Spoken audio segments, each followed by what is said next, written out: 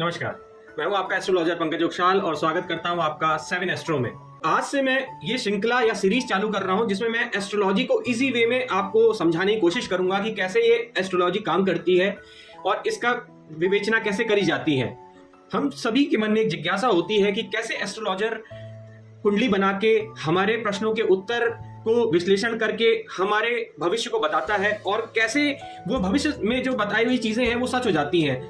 ये आपको समझाने का एक प्रयास सरल भाषा में है जिससे कि आप लोग सरलता से उसको समझ पाएं कि ये विद्या कैसे काम करती है। चलते हैं, वीडियो स्टार्ट करते हैं।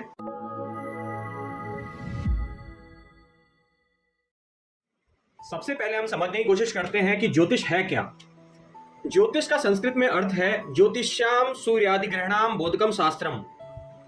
अर्थात सूर्य आदि ग्रह और काल का बोध करने वाले शास्त्र को ज्योतिष शास्त्र कहा जाता है। अब सूर्य आदि ग्रह से मतलब यह है कि सूर्य, चंद्रमा, बुध और बृहस्पति, शनि, राहु, केतु, शुक्र ग्रह, ये सब का जो है वो मूवमेंट जो है उसमें एनालाइज किया जाता है। और काल का अर्थ है जो कि टाइम, समझ लीजिए कि जो टाइम जो है, जो एक प्लैनेट कहीं ना कहीं से किधर ना कहीं मूवमेंट कर रहा है, उस काल या फिर आप होरा बोलेंगे, हम लोग जो है इसमें होरा बोलते हैं। और होरा जो है उसको हमें कैलकुलेशन करनी पड़ती है और उस कैलकुलेशन के अकॉर्डिंगली जो है वो कुंडली बनती है। उस कुंडली को एनालाइज किया जाता है।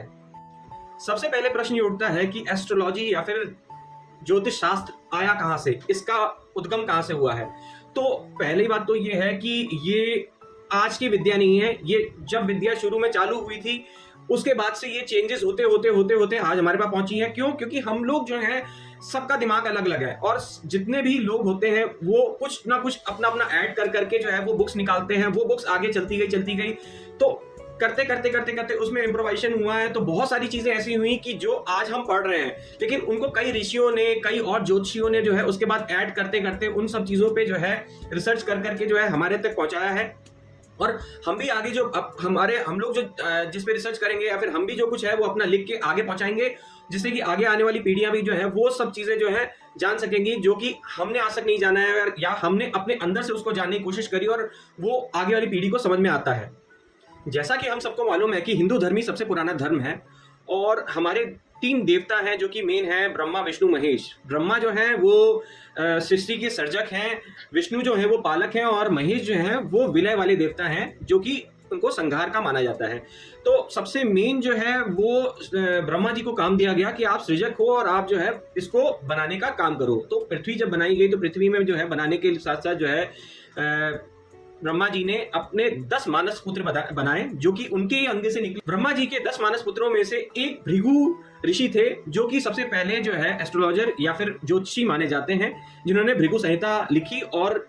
उसमें उन्होंने जो है मैथमेटिक्स से लेके प्रेडिक्शन सब कुछ उसके अंदर बताया गया कि कैसे जो है ये विद्या काम करती है और वो जो है वो ग्रहों को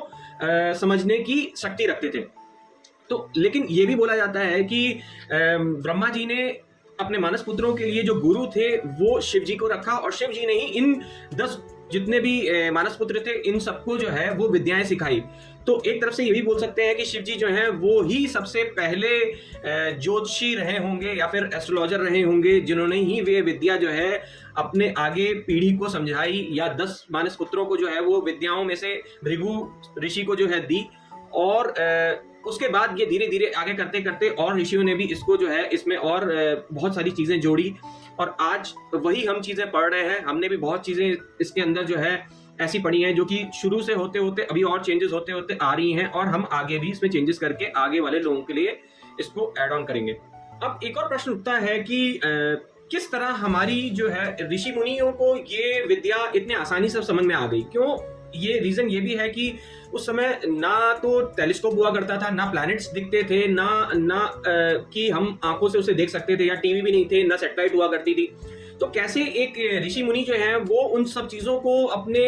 विद्या से उन्होंने सब जानने की और लिखने की कैसे दिमाग में उनके कैसे आया ये सब चीजें, और वो भी सब एक्यूरेट कैसे हुआ। तो अगर हम ये माने तो क्योंकि हमारा शरीर जो है वो 5 महाभूत और 7 चक्रों का समावेश है। मूलाधार चक्र, स्वाधिष्ठान चक्र, मणिपुर चक्र, अनाहत चक्र, विशुद्ध चक्र, आज्ञा चक्र, सहस्त्रार चक्र, ये चक्र हमारे शरीर में एक ट्रांसमीटर का काम करते हैं। इसीलिए ऋषि मुनि जो थे उनको जो ये विद्या थी आराम से जो है इनको समझ में आ गई, और इन चक्रों के द्वारा उस ग्रहों का जो अफेक्ट था वो उनको और जो है नॉलेज देता था, जिससे कि वो आराम से जो है भ्रमण कर सकते थे। अगर आप बोले तो ऋषि मुनि जो थे उन लोग के पास एक शक्ति हुआ करती थी जिससे वो कहीं भी यूनिवर्स में जा सकते थे। जैसा मैंने पहले कहा कि जो ये चक्रास होते हैं वो हम सबकी बॉडी में होते हैं, लेकिन जिसके जागृत हो जाते हैं उनको वो और एडवांटेज देने लगते हैं। लेकिन अगर जिसके जागृत नहीं होते हैं तो एक नॉर्मल एक ट्रांसमीटर की तरह काम करते हैं, और जिससे कि जो प्लैनेट्स हैं उनके अपने अपने कलर्स हैं या फ्रीक्वेंसीज हैं। और आप जानते हैं कि ये प्लैनेट्स जो है वो सूर्य भगवान के अर्ध गिर्द घूमते हैं, तो ये जितने भी प्लैनेट्स की जो है फ्रीक्वेंसी या फिर आपके कलर्स होते हैं वो सूर्य किरणों के साथ मिलके हम इंसानों पे पड़ते हैं, और वो जो फ्रीक्वेंसी और जो कलर्स हैं वो हमारे चक्रास को अफेक्ट करते हैं। जिसके कम मींस जिनके जागृत नहीं हुआ करते हैं उनको वो नॉर्मल इफेक्ट देते हैं, लेकिन जिनके जागृत हो चुके होते हैं उनको वो बहुत अच्छे इफेक्ट देते हैं। जितने बाबा लोग हो गए या फिर आपके जो अध्यात्म की तरफ बहुत ज्यादा ही जिनका रुझान होता है उनके वो जागृत होते हैं, और उनके नेचर में एक बहुत अच्छा परिवर्तन आता है। जैसे आप ऋषि मुनि देखेंगे तो उनको एक अलग ही नॉलेज और एक अलग ही उनका एक सोचने का नजरिया या फिर एक लिखने का नजरिया या फिर ज्ञान और सब चीजें जो है उनकी एक अलग तरह की हुआ करती थी। तो ये प्लैनेट्स जो है एस्ट्रोलॉजर को जो है वो एक अलग नजरिया देते हैं, जिससे कि वो लिखने का, और ये प्लैनेट्स अपनी नॉलेज देते हैं उसको, जिससे कि वो प्लैनेट्स को पढ़ के और एक एस्ट्रोलॉजर जो है वो प्रेडिक्शन करना चालू करता है। चलिए अब मैं वीडियो खत्म करता हूं क्योंकि ये बहुत लंबा वीडियो हो जाएगा, इसलिए मैं आपको सिर्फ अभी इसके बाद में ये बताऊंगा कि हम कौन कौन से टॉपिक जो है आगे आने वाले मेरे जितने भी सीरीज होंगी उसमें हम कवर करेंगे। तो धीरे धीरे आप जो है वो इस एस्ट्रोलॉजी को समझने लग जाएंगे और आराम से अपनी कुंडली भी पढ़ सकेंगे।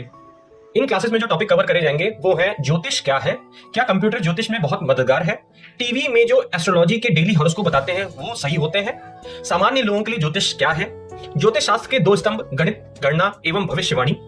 ज्योतिष शास्त्र में हम कितने ग्रहों पर विचार करते हैं, क्या राहु और केतु ग्रह हैं, अस्त ग्रह क्या है, प्रत्यक्ष गतिमान ग्रह क्या है, वक्री ग्रह क्या है, ग्रहण ग्रह क्या है, ग्रहण की डिग्री शक्ति क्या है, शून्य डिग्री ग्रह प्रभाव, नक्षत्र क्या है, ज्योतिष में पद क्या है, ज्योतिष में 12 घर, ग्रह कारक और अवस्था, ग्रह अनुसार स्वभाव और व्यक्ति का निर्माण, ज्योतिष घर के अनुसार पारिवारिक संबंध, ज्योतिष में कौन से ग्रह मित्र हैं, ग्रह मित्र और शत्रु, महादशा, अंतरदशा, प्रत्यंतर दशा, सूक्ष्म दशा क्या है, ज्योतिष में चार्ट क्या है, ज्योतिष के विभिन्न चार्ट, ग्रहों की शक्ति के लिए किन पहलुओं पर विचार किया जाता है, स्थान बल, दिग्बल, काला बल, चेष्ट बल, नैसर्गिक बल, दृक् बल, षट बल, भाव बल, ग्रह दृष्टि कैसे कार्य करती है, ज्योतिष में ग्रह युति क्या है, कैसे समझे कि कौन सा ग्रह खराब है, काल पुरुष राशि, ज्योतिष में स्वास्थ्य और कल्याण, मृत्यु ज्योतिष, मारक ग्रहों का महत्व, रत्न ज्योतिष, रत्न ज्ञान, क्या पहने, क्या कब पहने, कैसे पहने और कब ना पहने, कुंडली मिलान, विवाह ज्योतिष, अरेंज मैरिज, प्रेम विवाह, विवाह में समस्या, विवाह में देरी, प्रभाव कम करने के उपाय, शनि साढ़े और घैया क्या है, मांगलिक क्या है, मांगलिक दोष एवं उपाय, दैनिक पंचांग क्या है, शुभ होरा, विवाह मुहूर्त, गृह प्रवेश, संपत्ति खरीदने का शुभ समय, वाहन खरीदने का शुभ समय, राहु काल क्या है और यह अशुभ क्यों है, अमावस्या तिथि के आसपास बच्चे का जन्म, पूर्णिमा तिथि के आसपास बच्चे का जन्म अशुभ या शुभ,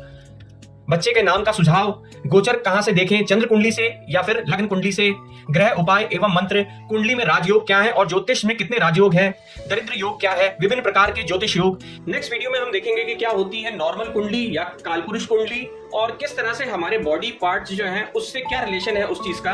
अलग अलग हाउसेज होते हैं जो कि हमारे अलग अलग बॉडी पार्ट्स को रिप्रेजेंट करते हैं। वीडियो देखने के लिए धन्यवाद, और मेरे साथ जुड़े रहिए और मुझे सब्सक्राइब, शेयर और लाइक करिए, जिससे कि मेरे वीडियोस और भी लोग देख पाएं और समझ पाएं कि ये विद्या क्या होती है। और मेरे साथ जुड़े रहिए क्योंकि आगे आने वाले जितने भी एपिसोड होंगे वो बहुत ही जिज्ञासापूर्ण रहेंगे और आपको इजी वे में जो है मैं एस्ट्रोलॉजी समझाने की कोशिश करूंगा। धन्यवाद।